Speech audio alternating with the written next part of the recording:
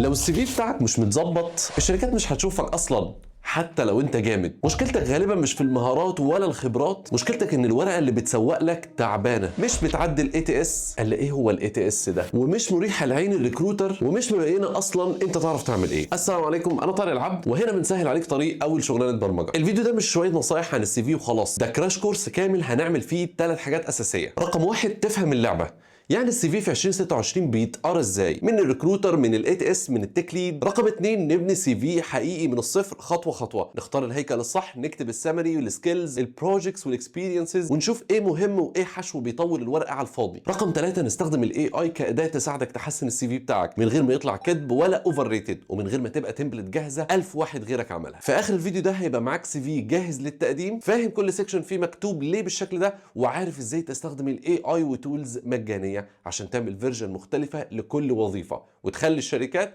هي اللي تطلبك مش العكس. عشان تستفيد فعلا افتح دلوقتي دوكيومنتيشن فاضي سواء جوجل دوكيمنت او حتى وورد، وسميه مثلا سي في درافت 2026، وامشي معايا خطوه بخطوه. عدل وانت بتتفرج مش بعد ما الفيديو يخلص. وبالمناسبه الفيديو ده لازم تشوفه اكتر من مره، صدقني مش هتندم. بس الاول لو لسه فاكر ان السي في ورقه بتحط فيها كل حاجه عملتها، فانت فاهم غلط. السي في 2026 بقى 3 حاجات في نفس الوقت. رقم 1، منتج او لاندنج بيج ليك. رقم 2، فلتر عند الاتش ار والهايرنج مانجر. رقم 3، ديتا بيتقرا في الاي تي اس. لو ما فهمتش ال3 زوايا دول هتفضل تلف كتير ومحدش اصلا يبص للسي في بتاعك. ابسطها لك. رقم 1، السي في كمنتج او لاندنج بيج. فكر في نفسك كانك برودكت، والسي في هو الصفحه اللي بتسوق ليك. هدفه مش ان الشركه تقول مبروك اتعينت، هدفه الوحيد انك تاخد انترفيو مش جوب اوفر. الريكروتر او الهايرنج مانجر ممكن يبص على السي في بتاعك في 6 ثواني بالكتير قوي في الاول. هل العنوان واضح؟ انت بتعمل ايه وعملت ايه؟ شكل نضيف ولا مبهدل؟ في حاجات واضحه ليها علاقه بالرول ولا حشو؟ لو في الثواني القليله دي مش باين انت مين وبتعرف تعمل ايه، بيكمل على السي في اللي بعده بسهوله جدا، وتكون خرجت من اللعبه في كام ثانيه. رقم 2، السي في كفلتر عند الاتش ار والهايرنج مانجر. الناس اللي على الناحيه الثانيه مش قاعده مستنياك انت بس. في اغلب الشركات بيشوفوا عشرات او مئات او الاف السي فيز في وقت قليل وتحت ضغط. هم بيدوروا على شويه حاجات واضحه جدا،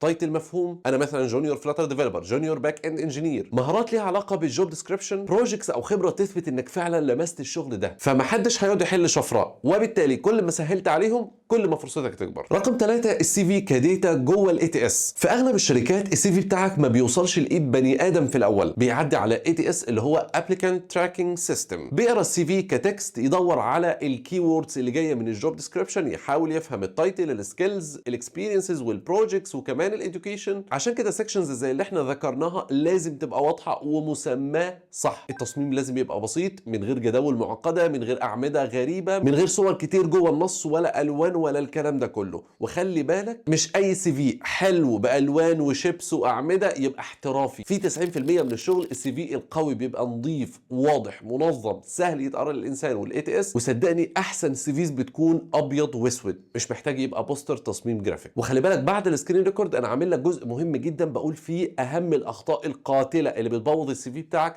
وبتخليك تخرج من اللعبه اساسا، فلازم تستنى للاخر علشان تشوف الاخطاء دي. تعال بقى من غير كلام كتير نخش على الشاشه ونبدا بسم الله. خلينا دلوقتي واحدة واحدة كده نبدأ بسم الله، وهنبدأ نكتب على جوجل دوكس، ونفتح جوجل دوكس اللي هي هتطلع قدامنا في الأول. فهيطلع لنا الشكل الجميل اللي قدامنا ده. ممكن طبعا نختار أي ريزمي من الريزميز اللي موجودين هنا، اللي هي التمبلتس اللي عاملينها، بس مش أحسن حاجة. يعني احنا ممكن نبدأ مع بعض ونعمل حاجة جامدة جدا وتوفر معانا مساحة وتبقى الدنيا جميلة وبسيطة جدا.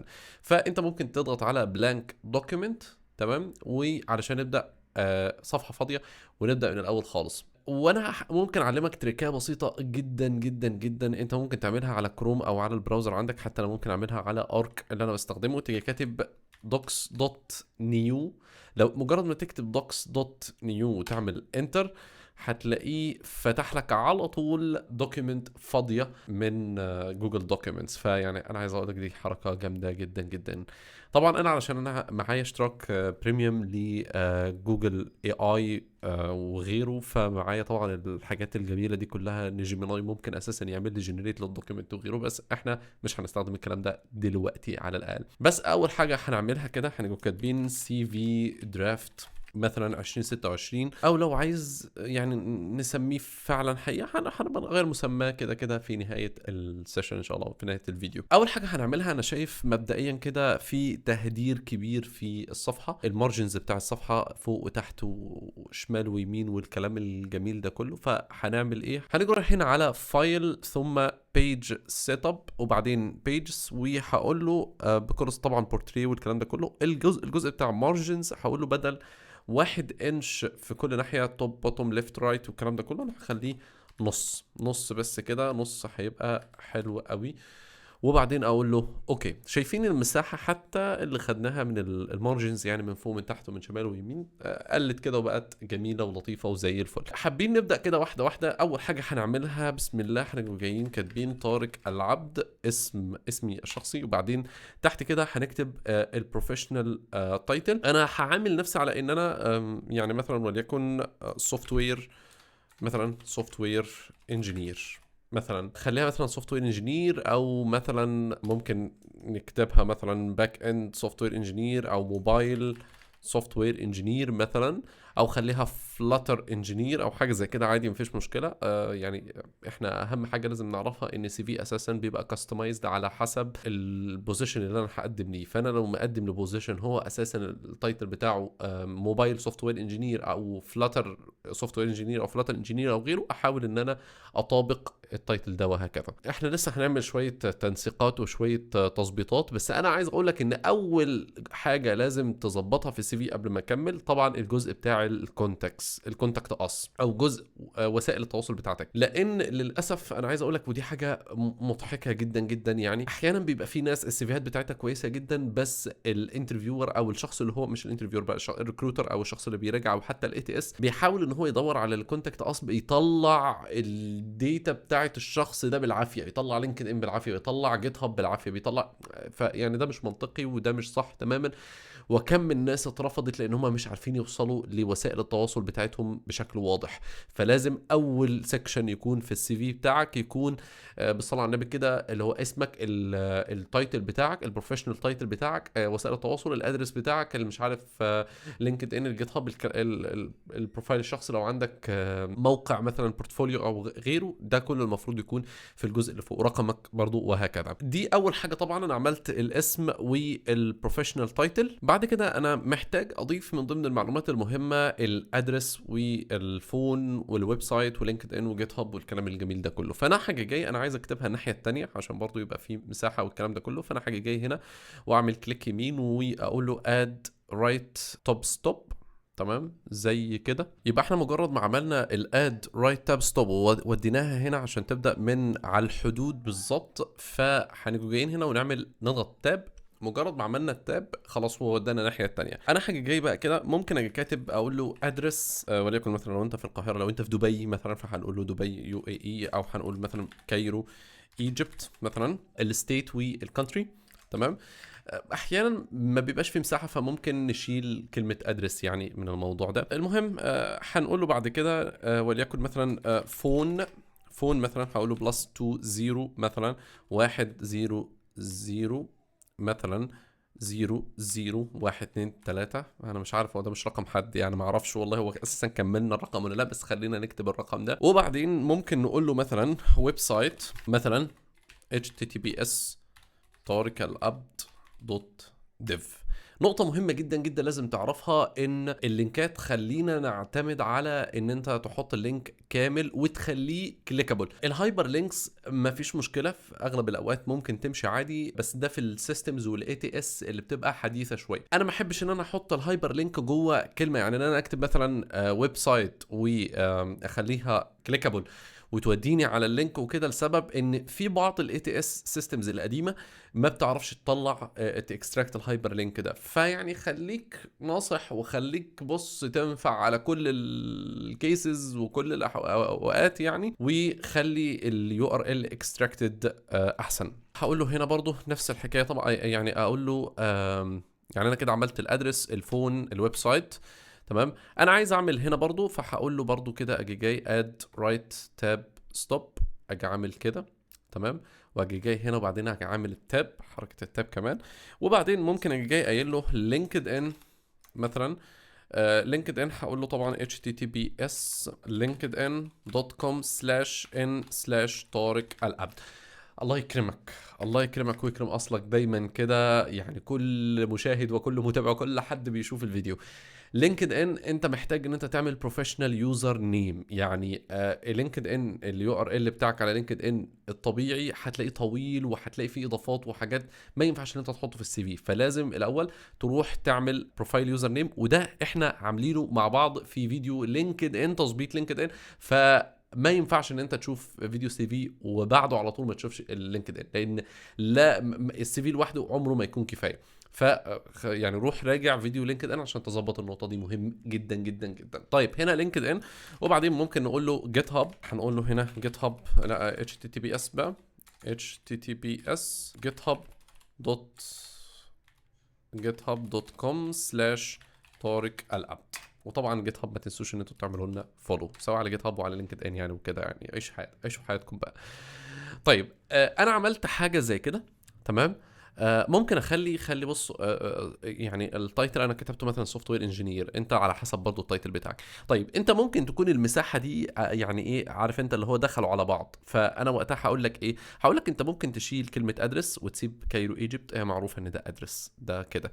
برضو ممكن تشيل كلمه فون وكده، والويب سايت برضو تشيلها، ولينكد ان وجيت هاب وتسيبها كده، بس اهم حاجه ما بينهم طبعا الفواصل الجميله دي اللي احنا بنعملها بالشيفت والزرار اللي فوق الباك سلاش، الزرار اللي فوق الانتر.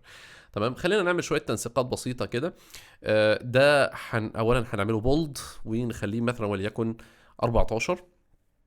تمام، هو الفونت التاني 11 حلو، وممكن 10 كمان، بس 11 حلو. تمام، يعني ده انا خليته التايتل 14، ممكن تخليه 15 مفيش مشكله. سوفت وير انجينير التايتل ممكن تخليه 10.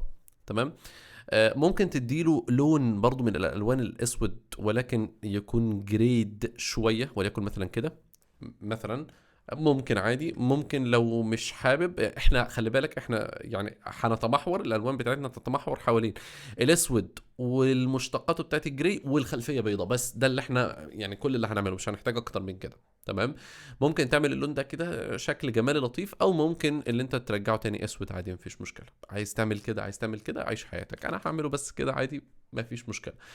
الادرس هنعمل شويه تظبيطات كده بسيطه، نقول له ده بولد وده بولد وده بولد، نتأكد ان ده يكون كليكابل. عشان يكون كليكابل هعمل بس كده مسافة، لينكد ان خليها بولد، وجيت هاب خليها بولد. شوف بقى انت حابب تعمل ايه تاني، يعني في كام حاجة كده ما بشوفهاش مفيدة قوي، ان انت تحط تاريخ الميلاد مش مفيد الصراحة. تحط وليكن مثلا يعني التجنيد او كده في مصر مش مفيدة يعني. عادي ممكن تحطها في الميل، او ممكن يكون من الاشتراطات اساسا، اعتقد يعني دلوقتي ده بقى طبيعي يعني من الاشتراطات. المهم، فانا كده عملت المينيمم زي ما بنقول في الجزء بتاع الكونتاكت اس. انا ليه هو حاسه كده صغر جامد. خلينا نعمل حركة لطيفة كده عشان نحاول نرجعه. بالمناسبة لحد ما نحاول نرجعه، انا حابب ان انا اغير الخط. اولا انت ممكن تعتمد على اللي هو اريال ده، ولا مش عارف اسمه ايه، ايرايال ايا كان، او ممكن تستخدم تايمز نيو رومان، او ممكن تستخدم روبوتو. الروبوتو حلو بالمناسبة يعني برضو. تمام، الروبوتو جميل وممكن يستخدم في السي فيهات بشكل كويس جدا. بصوا، انا في حركة كده لطيفة او مش لطيفة بتحصل معايا، اللي هو انا دلوقتي عايز انزل لتحت، فبنزل تحت كده الخط بيكون صغير. تمام، بعيدا يعني عن ان انا لسه اعدله مش عارف ايه، انا بكل بساطه حاجه واخد ده كده كوبي، وبعدين انزل تحت واجي عامل كده مثلا، واجي عامل كده. بس خلاص انا تغلبت كده على المشكله. خلينا نخليه 11، وخلينا نرجع الفونت تاني الاسود. وعايزين نقول له كده بعد الكلام الجميل ده كله هنعمل يعني ممكن يعني نعمل مسافه كمان عادي مفيش مشكله، او ممكن نعمل خط بالمناسبة. يعني ممكن اجي جاي اعمل له خط كده لطيف حابب ان انت تعمل الخط اعمله، مش حابب ما تعملوش عادي يعني، مش مستاهله عادي يعني. تمام. بس لو عملت الخط ممكن تخليه جري شويه مثلا، ماشي. حابب ان انت تعمل كده، ماشي. حابب ان انت تشيل الخط خالص، شيله، مفيش مشكله يعني، مفيش مانع. طيب المهم هنعمل بعض السكاشن كده اللطيفه. عندنا الاكسبيرينسز، وعندنا بالترتيب كده اللي احنا عايزينه الاديوكيشن، وعندنا السكيلز، وممكن كمان طبعا يعني محتاجين كمان البروجيكتس. ممكن نخلي البروجيكتس اخر واحد. تمام. مع العلم ان في بعض الحاجات كده البسيطه، بعض التريكات البسيطه اللي هنظبطها يعني مع بعض.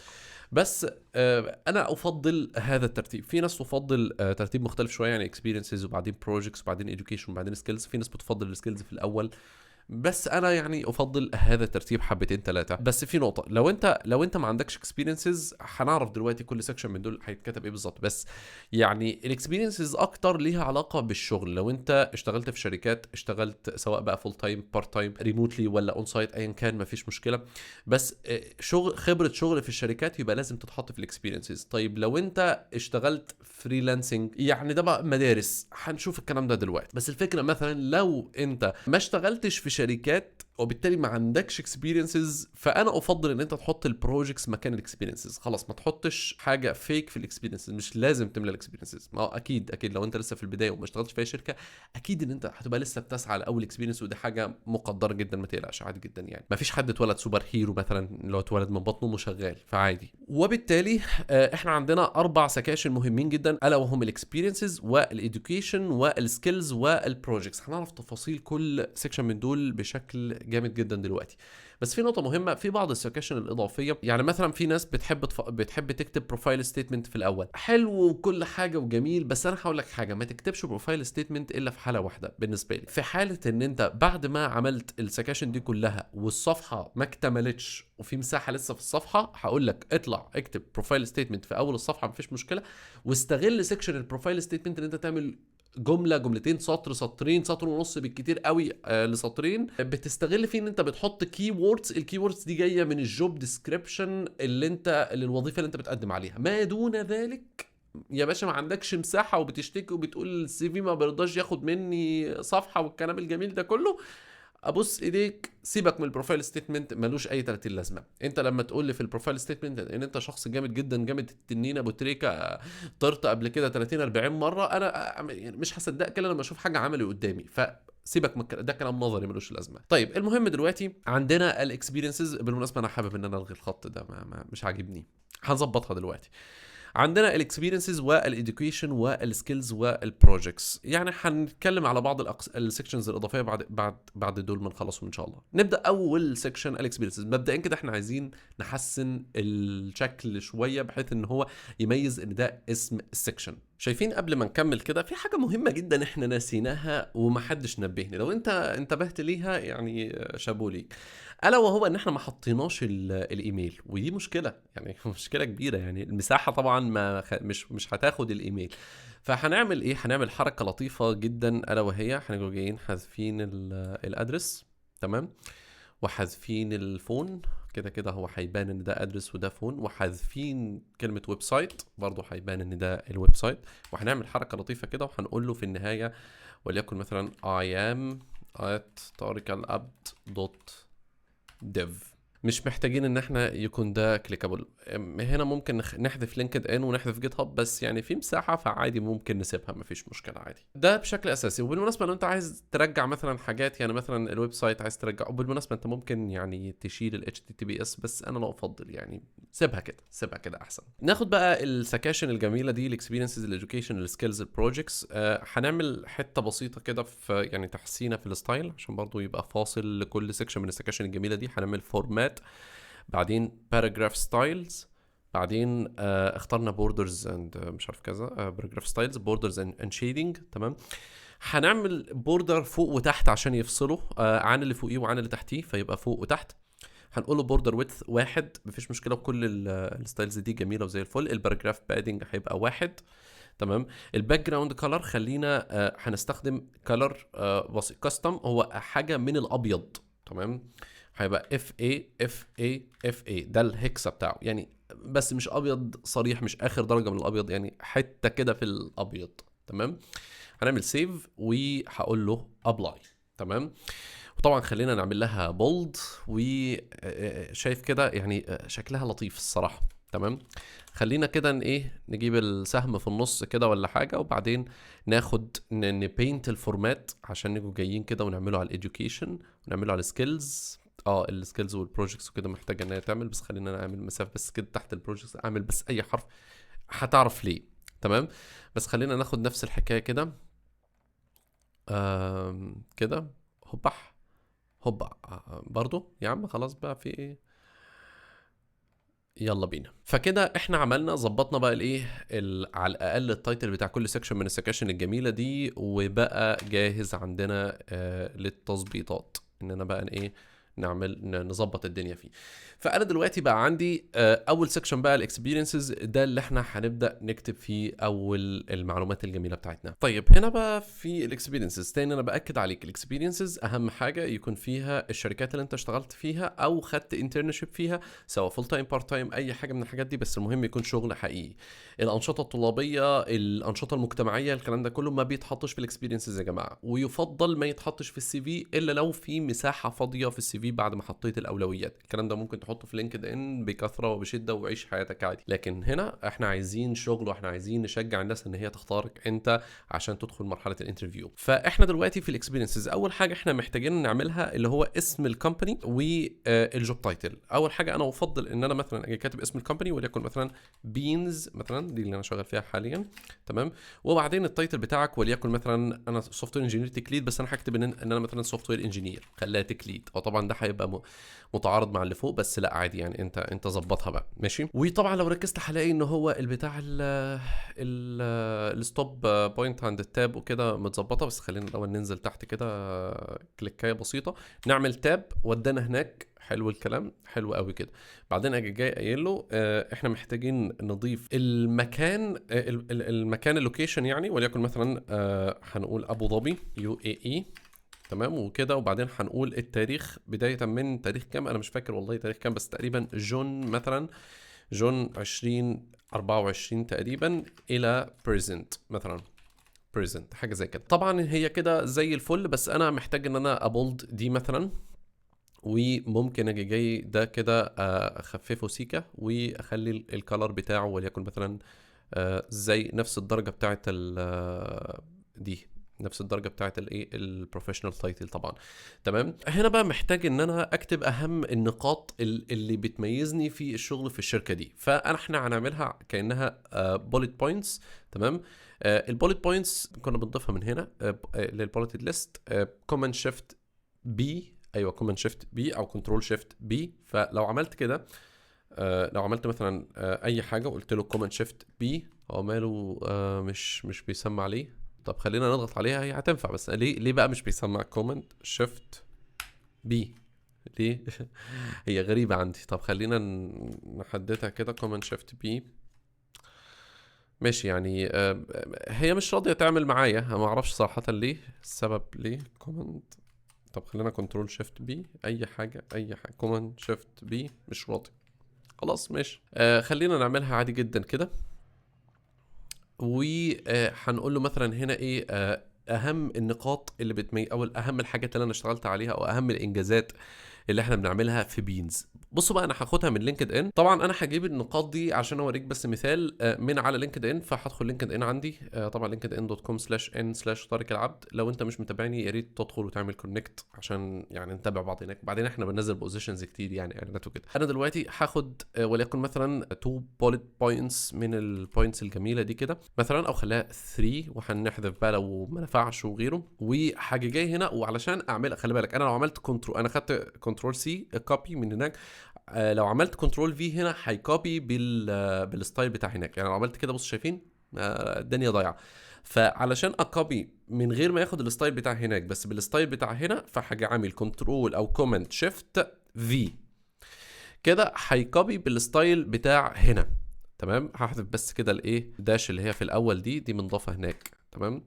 واحذف بقى كده شويه النقاط الجميله اللي منضافه زياده دي، الكلام ده كله. تمام.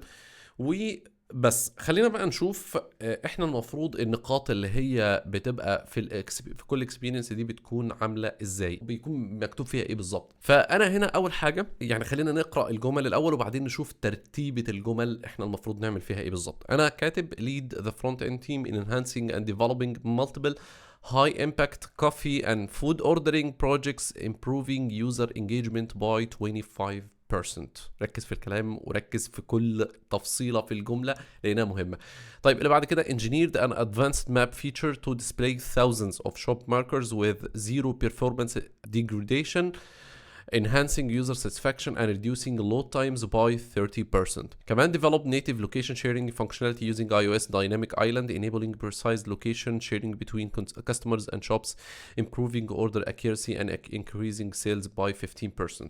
طيب اول ملحوظه انت اكيد هتلاحظها نقطه البيرسنس اللي في النهايه دي، ودي نقطة مهمة جدا. حاول دايما يعني كل نقطة انت بتضيفها او حاول اغلب النقاط على الاقل اللي انت بتضيفها للانجازات اللي انت بتعملها في شغلك او في الاكسبيرينس دي في الشركة او في المكان ده يكون قدر الامكان مقيس بنتيجة واضحة. طيب انت هتتعب اساسا عشان تعرف تقيس النتيجه دي، قدر الامكان هي طبعا بتكون تقريبيه. اول حاجه انت محتاج تعرفها في البوليت بوينتس دي، انت محتاج تعرف اللي هيقرا السي في بتاعك ايه اللي انت اشتغلت عليه كمشاريع وايه الانجازات اللي انت عملتها في المشاريع دي. اولا باكشن فيربس، يعني هتبدا بيها هتلاقي ان هو البدايه دايما كده باكشن فيرب اللي هو انا حصل ليد او engineered او developed او وهكذا. بلاش تقول I led the front end team مش عارف كذا او I engineered او I did great job مش عارف ايه، لا ابدأ باكشن فيرب على طول. زائد عرفهم ايه الحاجة اللي انت عملتها بالظبط. يعني انا led the front end team ان عملنا ايه بقى احنا enhancing and developing multiple high impact. مش بس كده يعني enhancing and developing وكده، لا ده انا عرفتهم بزنس البيزنس دومين بتاع الشركه الاساسي اللي انا شغال عليه اساسا اللي هو multiple high impact coffee and food ordering projects. وطبعا بعد كده بعد ما عرفتهم هو ايه الحاجه اللي احنا عملناها وايه البيزنس دومين بتاع الشركه والبروجكتس اللي احنا شغالين عليها، في النهايه قلت له الريزلت بقى او النتيجه، والنتيجه حاولت ان انا اخليها مقيسه بنسبه مئويه. النسبه دي قدر الامكان حاولت ان انا اقربها للحقيقه، وطبعا ده نتيجه طبعا الشفافيه ما بيننا وما بين البرودكت والمانجمنت تيم، بحيث اننا نشوف نتيجه فعلا الحاجه. كل ابديت احنا بنعمله بتبقى نتيجته عامله ازاي، وبنشوف طبعا كل ده على مواقع الاناليتكس اللي احنا شغالين عليها وغيره. فده طبعا حسن اليوزر انجيجمنت حوالي 25% زياده، ودي حاجه جميله جدا.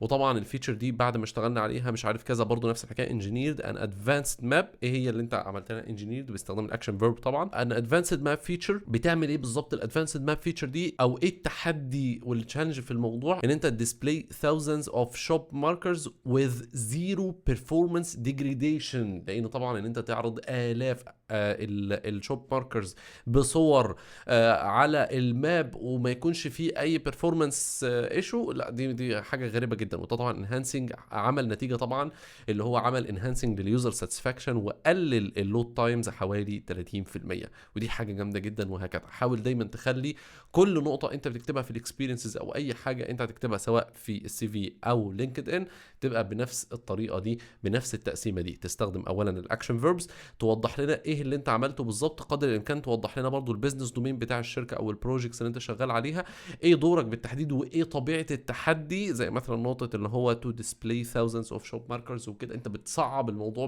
بتورينا قد ايه التحدي او النقطه اللي انت اشتغلت عليها حاجه جامده وحاجه تقيله، وفي النهايه تورينا تاثير ده والنتيجه بتاعته مقيسها بنسبه فعليه قدر الامكان. طبعا النقطه اللي بعد كده الا وهي الاديوكيشن، التعليم. طبعا في سيكشن الاديوكيشن نفس الفكره بقى. هنقول اول حاجه اسم اليونيفرسيتي وبعدين الدرجه. هنقول مثلا وليكن Faculty of Engineering طنطا University مثلا، وبعدين الدرجه هنقول Bachelor's Degree مثلا. تمام. وبعدين طبعا في التبع تمام التبع هتودينا الناحيه الثانيه، هنقول له مثلا المكان البلد هنقول ايجيبت، ممكن نقول له طنطا ايجيبت بس انا كاتب له طنطا يونيفرسيتي، يعني لو في مساحه هنكتبها عادي.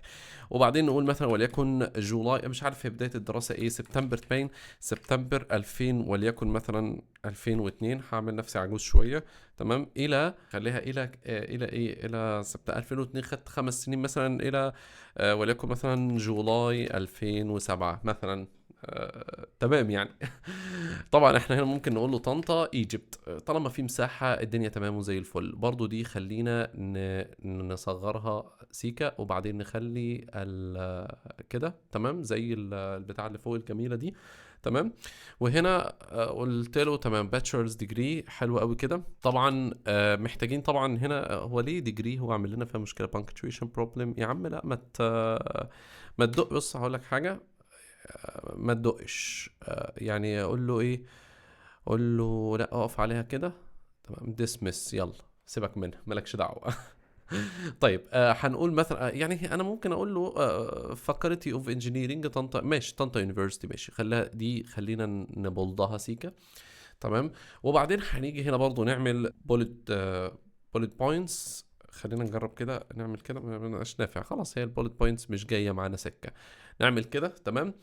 وبعدين هنقول له حاجه بقى، يعني هنا احنا ايه النقاط اللي احنا محتاجين نعملها في الفاكولتي اوف انجينيرنج. اول حاجه الكورس ووركس، او الحاجات اللي هي اهم المقررات الدراسيه اللي انا درستها اللي ليها علاقه بالمجال. وليكن مثلا هنقول كورس وورك مثلا، هنقول data structures and algorithms. تمام.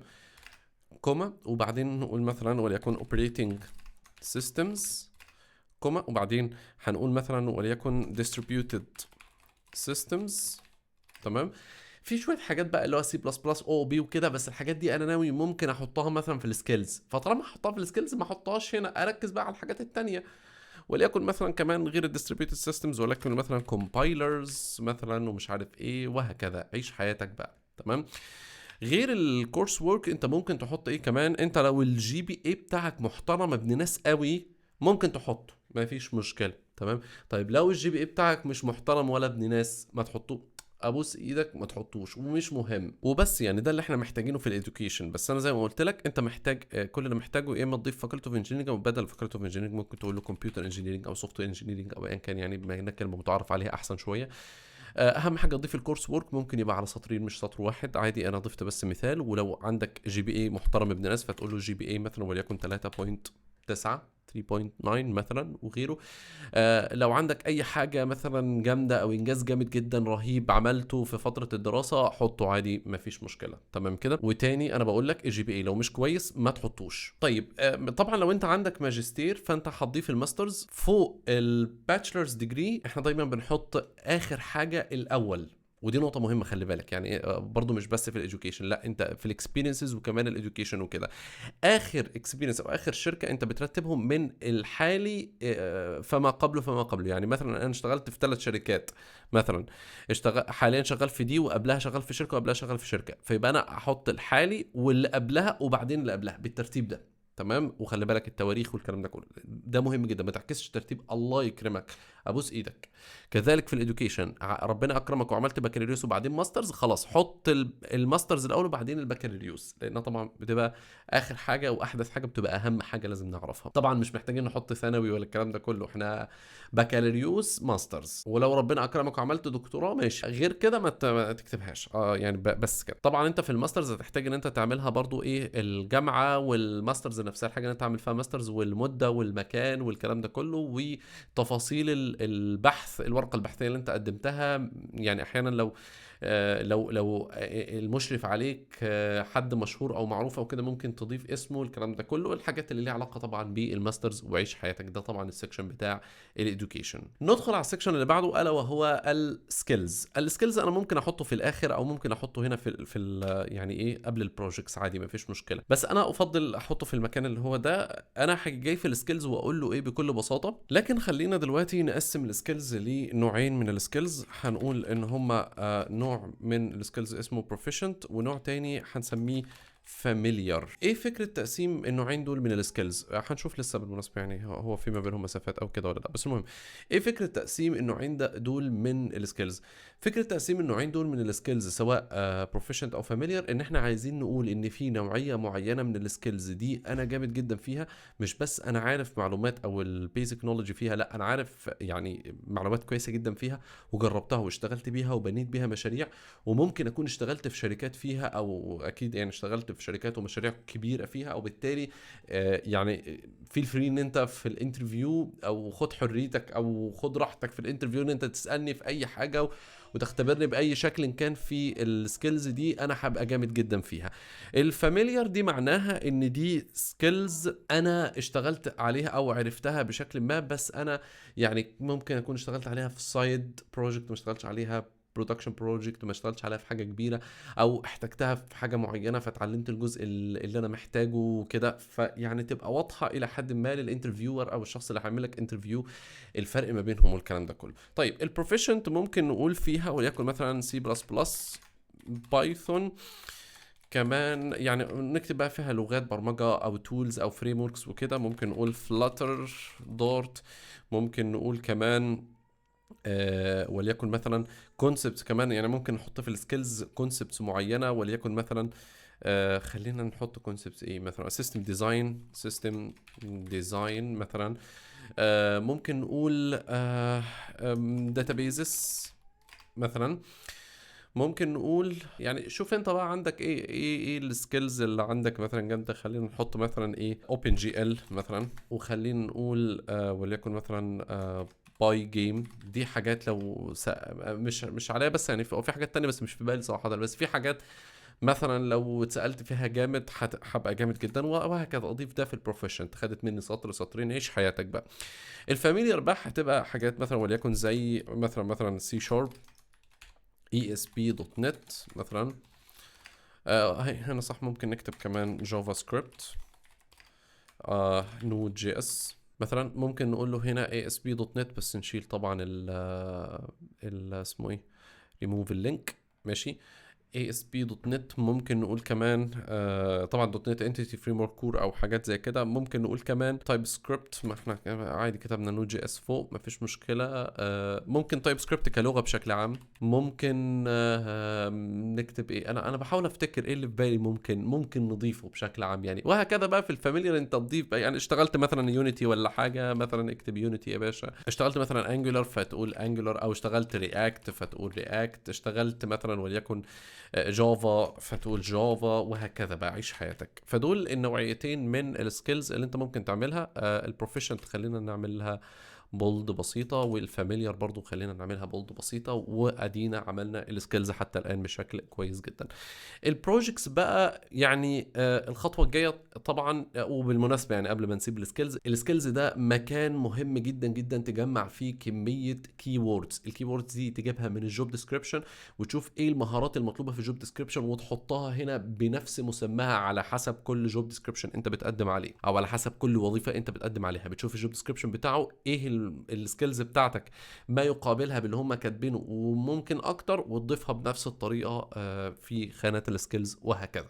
وتحاول تعمل طبعا ده في كل السكاشن الجميله اللي قدامنا دي. طيب احنا عندنا في البروجكتس هنا برضو تقدر تعمل نفس الفكره، تقدر تقول له بكل بساطه وليكن مثلا اسم البروجكت، او يعني لو البروجكت ده ليه اسم، ممكن يكون فريلانسنج بروجكت، ممكن يكون سايد بروجكت انت عملته، فاكيد ليه اسم معين. فانت محتاج ان انت تضيف اولا اسم البروجكت، ومده البروجكت لو هو محدود بمده زمنيه معينه، لو مش محدود فخلاص عادي مفيش مشكله، وتبدا تكتب لنا تفاصيل البروجكت. ومهم جدا تحط لينك البروجكت لو هو البروجكت ده ليه اي تفاصيل موجوده، مثلا دوكيومنتيشن، او حتى ليه اي حاجه موجوده على جيت هاب مثلا موجود كاوبن سورس بروجكت وغيره، فدي حاجه هتبقى جامده جدا جدا، لازم تحط اللينك بتاعه كاملا هنا. قبل ما نكمل ونروح خانه البروجكتس، في نقطه مهمه برضو يعني بتخص نقطه الاديوكيشن. لو انت لسه مثلا لا انت ما اتخرجتش اساسا، فانت تاريخ التخرج ده هتكتبه بريزنت لحد دلوقتي، او ممكن تكتب anticipated graduation date وتكتب التاريخ اللي انت المفروض هتتخرج فيه. فدي نقطة مهمة جدا لازم تخلي بالك منها. البروجكتس هنا ممكن نعملها عادي جدا نفس فكرة الاكسبيرينسز او الاديوكيشن والكلام ده كله، وممكن تعملها لو في مساحة صغيرة بسيطة. يعني مثلا انا ممكن اكون من لينكد ان مثلا، وليكن مثلا في وقته وكده اخد مثلا كمان 2 كده ولا حاجة، وبعدين اجي جاي هنا واقول له يعني خليها كده، نعمل ده كده عشان ممكن يكون عندي اكسبيرينسز كتير مثلا. فممكن اجي جاي كده واعمل الحركه اللطيفه دي واقول له هنا وقته مثلا سوفت وير انجينير برضو ده، بس ده كان في الدوحه قطر مثلا، ومن ايا كان التاريخ 2022 مثلا الى جون 2024 مثلا. انا بكتب اي حاجه عادي، وايا كان الداتا ممكن الداتا تكون نفس الداتا دي، ناخد 2 مثلا ولا حاجه. انت طبعا انت على حسب الداتا بتاعتك والكلام ده كله. طبعا زي ما قلنا كنترول شيفت او كوماند شيفت في، مش كنترول شيفت، مش كنترول في على طول، ونظبط الجزئيه دي ونظبط الجزئيه دي تمام. فتلاقي نفسك اللي هو الاكسبيرينسز ممكن تكون كبيره شويه، وانت عندك حوالي 3 مشاريع ولا حاجه زي كده. فالمساحه دي بنسبه كبيره مش هتكفيك ان انت تكتب برضو التشالنجز والتحديات واللينك والكلام الجميل ده كله. ففي حاجه ممكن تعملها لطيفه، تيجي عامل مثلا هنا insert table ونقول له 3 خانات، وهنكتب ال3 مشاريع في ال3 خانات بالشكل ده. وليكن مثلا عملنا مشروع اي كوميرس، او خليها مثلا اي كوميرس اب مثلا، وهتكتب هنا الديتيلز. these are the details of the e-commerce app, the challenges، خليها the tech challenges and how did you tackle these challenges. تمام.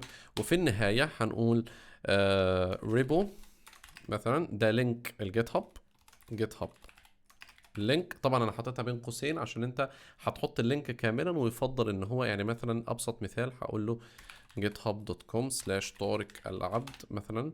اختار اي بروجكت من البروجكتس اللي موجوده. سيبك من نبراس دي، ده بروجكت بالمناسبه هينزل قريب جدا، بس مش هيبقى اسمه نبراس. المهم هاخد اللينك ده وبعدين اجي جاي على السي في وهقول له هنا مثلا الريبو ده، هقول له كده كوماند شيفت في تمام، وبعدين انتر. هتلاقي ان هو الريبو حط التفاصيل الدنيا تمام وزي الفل.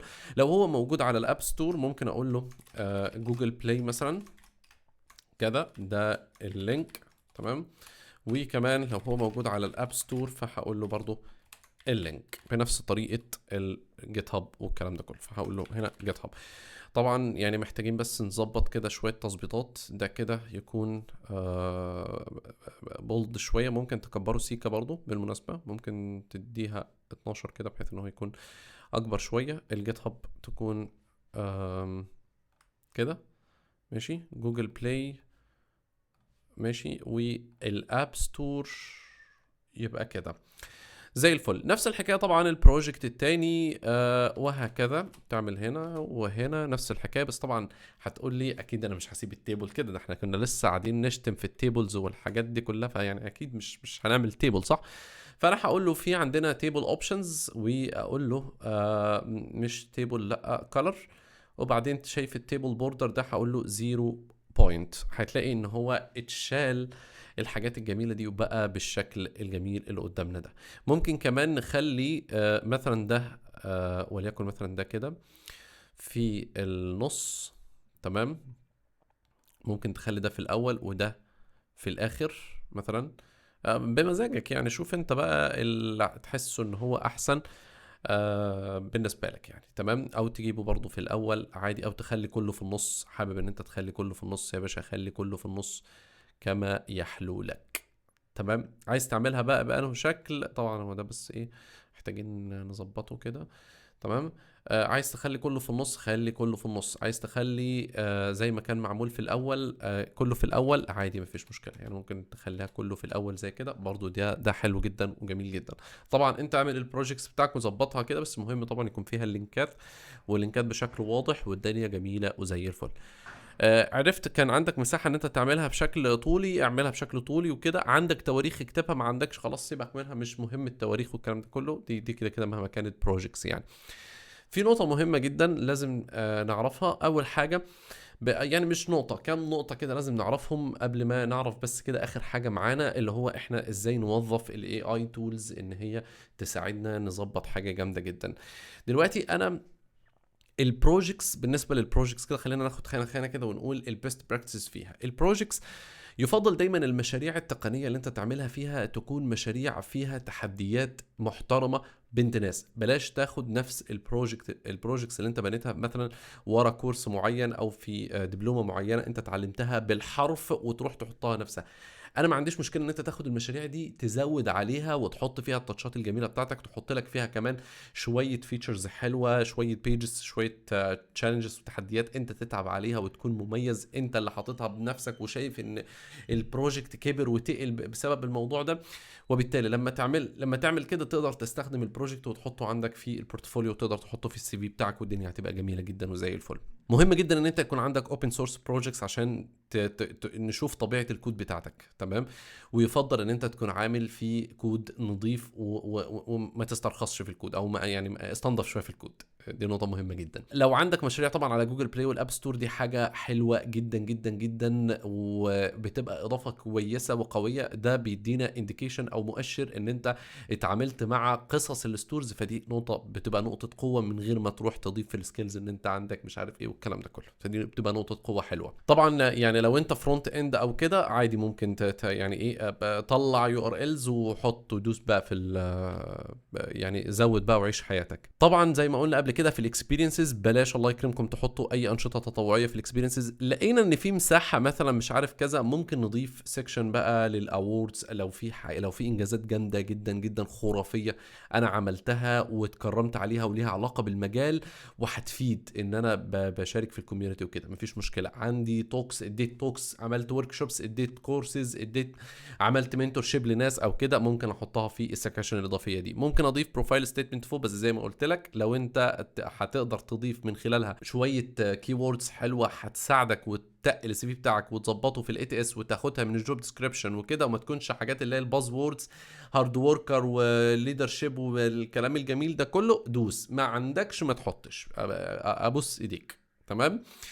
طبعا الاديوكيشن زي ما قلنا، الجي بي اي سيبك لو الجي بي اي واقع بلاشه. السكيلز اهتم طبعا بالتقسيمه دي. انا بفضل التقسيمه دي، وبفضل ان يكون في ليبلنج للمستوى عشان يبقى الانترفيور يعرف قدر الامكان انا جامد جدا في الحاجات اللي فوق دي، بس دي برضو حاجات انا اشتغلت بيها، بس يعني ما تتوقعش مني ان انا ابقى جامد التنين فيها مثلا، وهكذا. طيب نستخدم الاي اي تولز ازاي؟ خلونا نفتح كده. يعني انت ممكن تستخدم تشات جي بي تي، ممكن تستخدم جيميناي، ممكن تستخدم اي حاجه. انا بالمناسبه عندي الاثنين بريميوم، ويعني عادي ممكن استخدم اي واحد منهم، ولكن انا هفضل دلوقتي استخدم جيميناي. انا بحب جيميناي في اوقات كتير كده، وخاصه في الحاجات الجميله دي. انا دلوقتي فتحت جيميناي، وممكن اجي جاي قايل له بكل بساطه بص يا سيدي انا بعمل السي في، يعني محتاج ان انا افهمه الكونتكست العام بتاعي بشكل عام، وهقول له مثلا يكتب لي حاجه كويسه في الاي كوميرس اب ده، يعني الجملتين كويسين كده في الاي كوميرس اب، حق الاي كوميرس اب، بحيث ان انا اضيفهم هنا مثلا،